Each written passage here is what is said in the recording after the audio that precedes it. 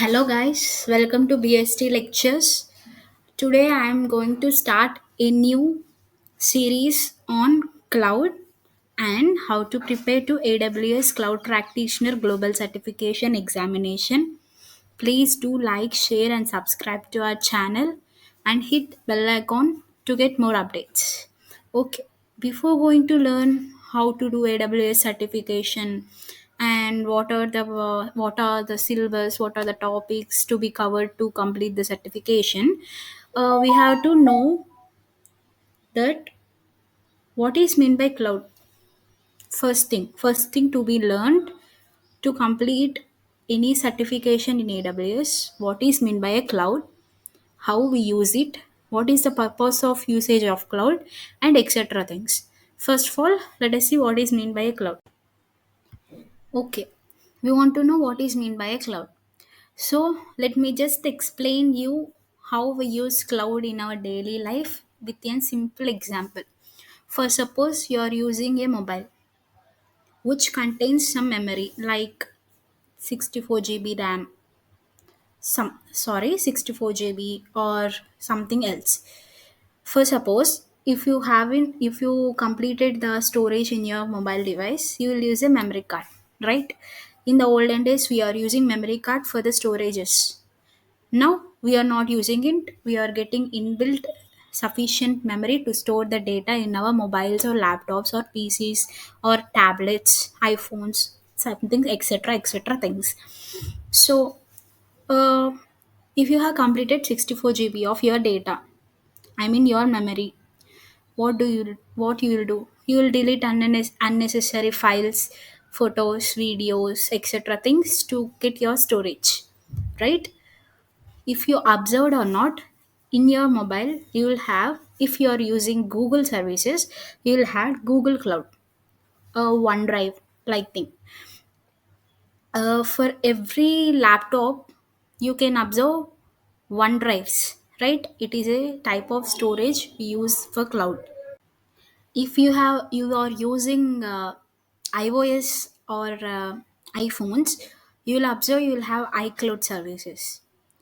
What is mean by what is this cloud, what is Google Cloud, what is iCloud, and what is Amazon Web Services, what is Amazon Cloud?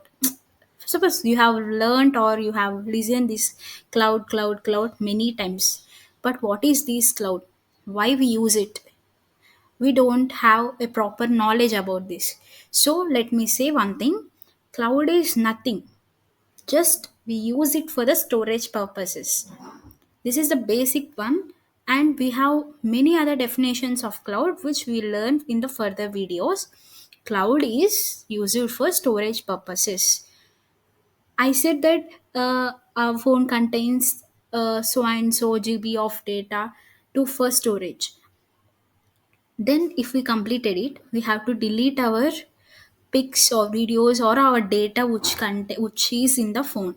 So, the cloud is something in which we store the data which is not available with along with us or inbuilt in our devices, which is held somewhere else, but our data is stored in that cloud.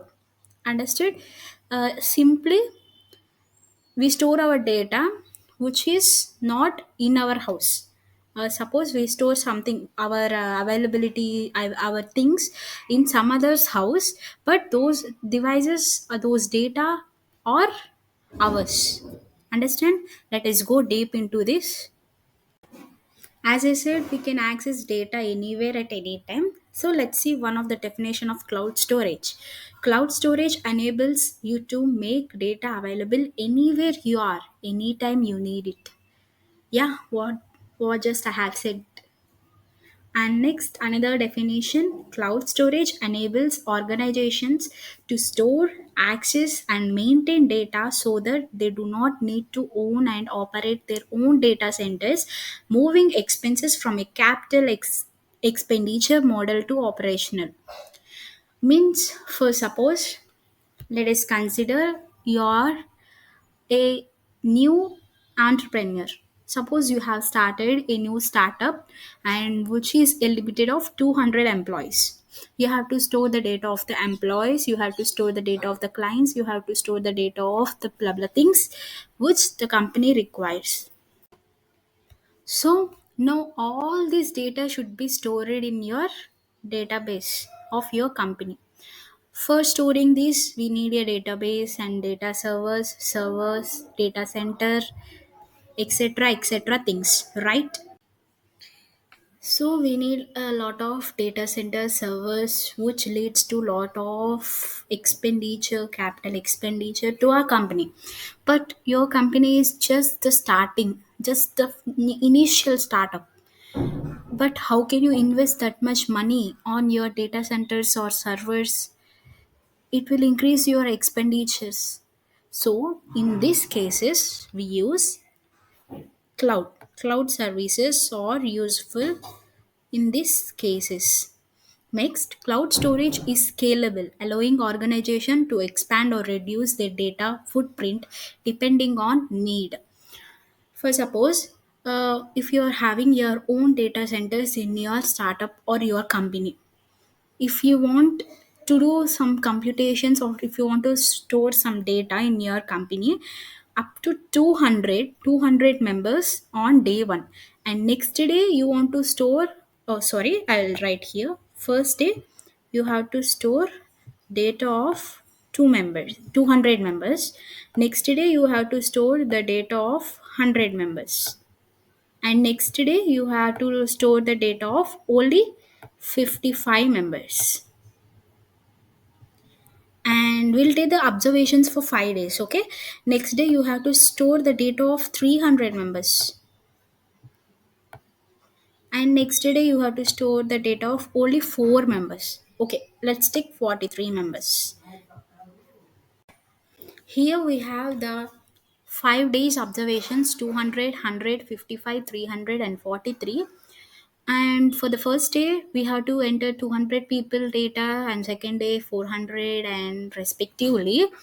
So if we maintain the own servers or the data centers in our organization or in our company, it takes a lot of expenditure, because primarily initially we don't know how much amount of data to be noted or uh, to be inserted into the data centers.